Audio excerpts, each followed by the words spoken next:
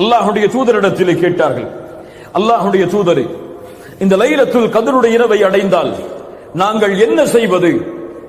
கேள்வி எவ்வளவுங்க, பெரிய கேள்வி, அப்படிதானே?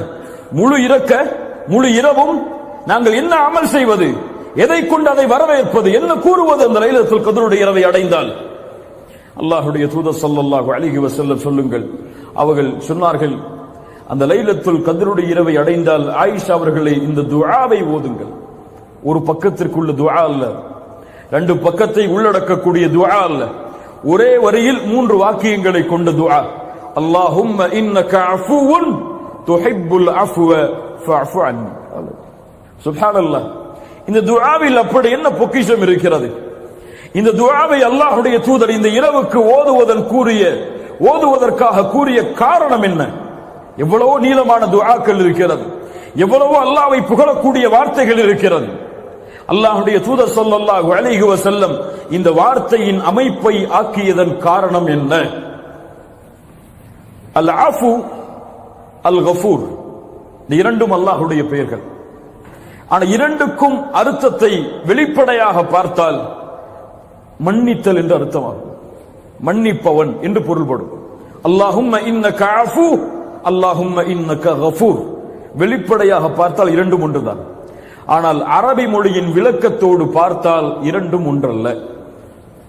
அல்லாஹுவை இன்னக கஃபூர் என்று கூறாமல் இன்னக அஃபூன் என்று அல்லாஹ்வுடைய தூதர் இந்த லைலத்துல் கத்ருடைய இரவில் கூறியதன் காரணம் என்னவென்றால், நல்ல கவனிங்க, கஃபூர் பாவங்களை மன்னிப்பவன்.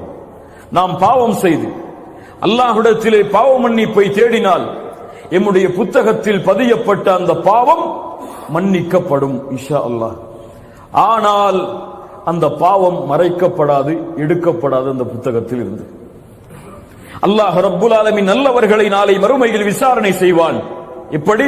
அல்லாஹ்வுடைய தூதர் ஸல்லல்லாஹு அலைஹி வஸல்லம் சொன்னார்கள், நாளை மறுமையில் அல்லாஹ்விற்கும் அடியானுக்கும் இடையே ஒரு திரை போடப்படும். அந்த திரைக்குள் அல்லாஹ்வும் அந்த அடியானும் இருப்பார்கள். அல்லாஹ் அந்த அடியானை நெருக்கமாக்குவான். நெருக்கமாக்கி கேட்பான், தஅரிஃபு தம்ப கதா, தஅரிஃபு தம்ப கதா, இந்த பாவம் உனக்கு தெரியுமா? இந்த பாவம் உனக்கு நினைவிருக்கிறதா?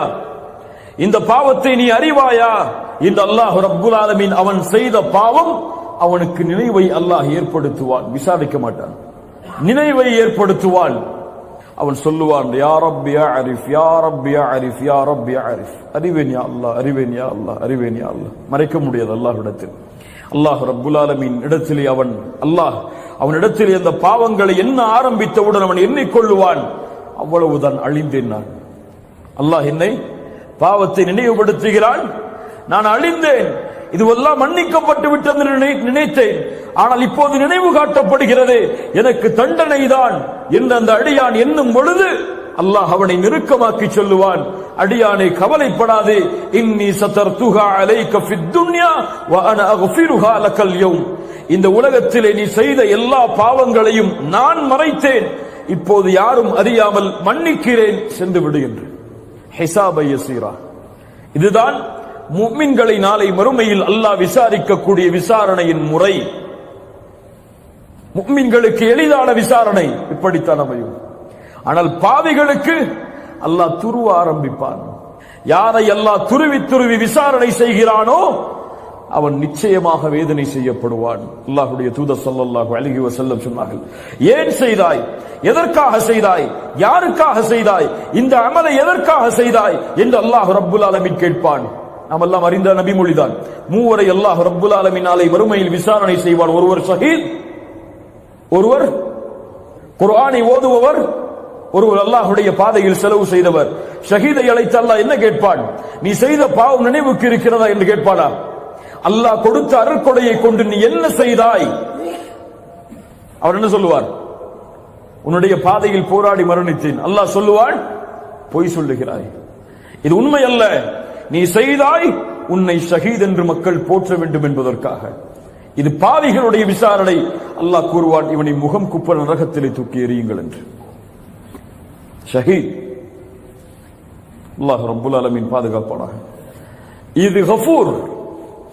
ஆனால் அஃபு என்றால் அல் மஹு, அல் அஃபு என்றால் அல் மஹு, நீக்குதல் என்று அர்த்தம், அழித்தல் என்று அர்த்தம், அல்லது அதிகப்படுத்துதல் என்று அர்த்தம்.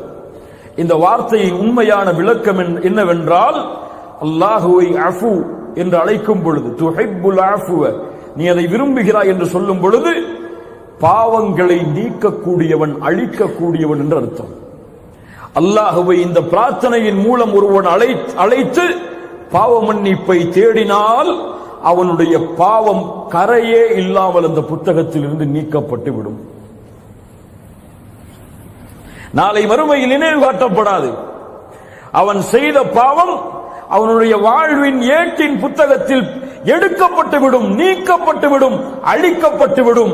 அதன் காரணமாகத்தான் அல்லாஹ்வுடைய தூதர் பிரார்த்தனை செய்ய சொன்னார்கள், அல்லாஹும்ம இன்னக அஃபூவுன் துஹிப்புல் அஃப்வ ஃபஅஃபு அன்னி. யா ரப், என் இறைவனே, நீ மன்னிக்க கூடியவன், பாவங்களை நீக்கக்கூடியவன், பாவங்களை அழிக்கக்கூடியவன். இந்த இரவில் அதை நீ விரும்புகிறாய். யா அல்லாஹ், எங்களை மன்னிக்க வேண்டும் என்பதை நீ விரும்புகிறாய். ஃபஅஃபு அன்னி, எங்களை மன்னித்து விடு, எங்களுடைய பாவங்களை அழித்து விடு. நாளை மறுமையில் இந்த பாவங்களை கொண்டு எங்களை இழிவுபடுத்தி விடாதே என்று அல்லாஹ்விடத்திலே கேட்குமாறு அல்லாஹ்வுடைய தூதர் ஸல்லல்லாஹு அலைஹி வஸல்லம் தன்னுடைய மனைவிக்கு கற்றுக் கொடுத்தார்கள். கண்ணியத்துக்குரியவர்களே, அல்லாஹ் ரப்புல் ஆலமீன் இந்த புரிதலை எமக்கு தருவானாக.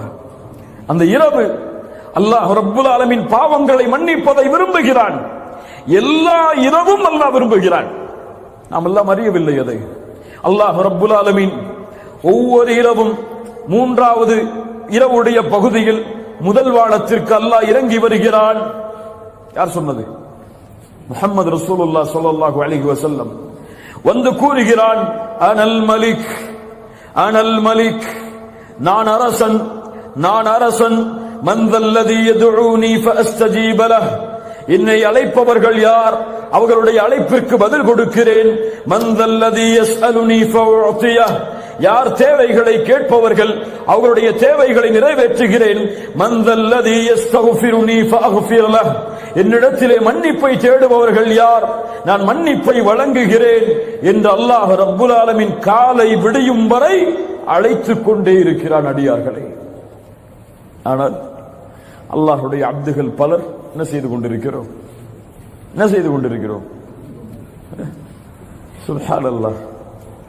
அல்லாஹ்வின் அழைப்பு ஒவ்வொரு இரவும் அடியார்களுக்கு உண்டு. இதற்காகவே அல்லாஹ் முதல் வானத்திற்கு இறங்கி வருகிறான். அதுபோல்தான் இந்த லைலத்துல் கத்ருடைய இரவிலும் அல்லாஹ் முதல் வானத்திற்கு வருகிறான். வந்து இதே கேள்வியை கேட்கிறான். தேவைகளை கேட்பவர்களுக்கு நிறைவேற்றப்படும், மன்னிப்பை தேடுபவர்களுக்கு அவர்களுடைய பாவங்கள் முழுவதும் மறைக்கப்படும், மன்னிக்கப்படும். அல்லாஹ் ரப்புல் ஆலமீன் இந்த பாக்கியத்தை நமக்கு தருவானாக.